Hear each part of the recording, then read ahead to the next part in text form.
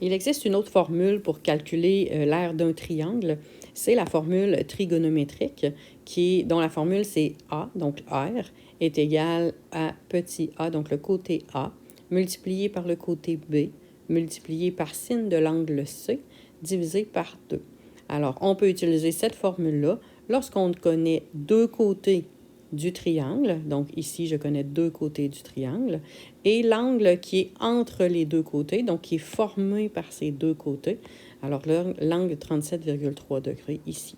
Alors, lorsque je connais deux côtés et l'angle compris entre les deux, je peux utiliser la formule trigonométrique pour calculer l'aire d'un triangle.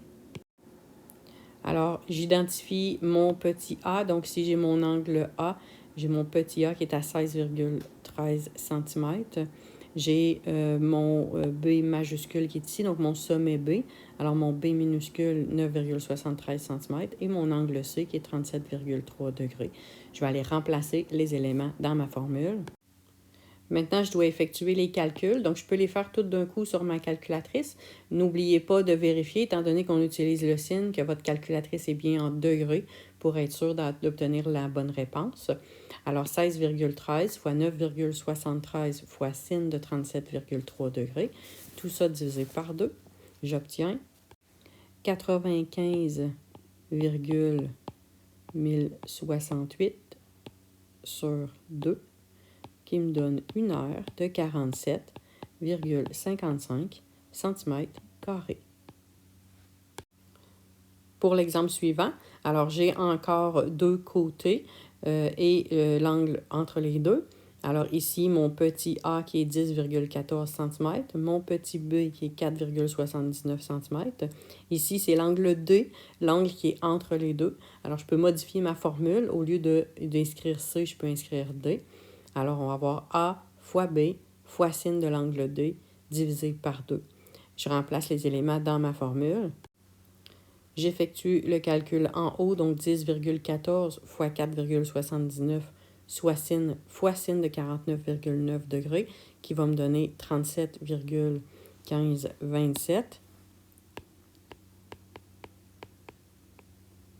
divisé par 2. Et j'effectue la division par 2 pour obtenir 18,58 et ce sont des centimètres carrés. Ainsi, l'aire du triangle ABD est 18,58 cm². Alors, dans cet exemple, on me demande de calculer l'aire du triangle ABC. Donc, ici, le triangle ABC.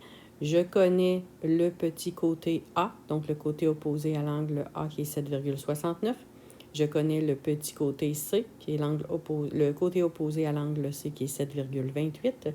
Et l'angle qui est formé par ces deux côtés, qui est 112,24, qui est l'angle B.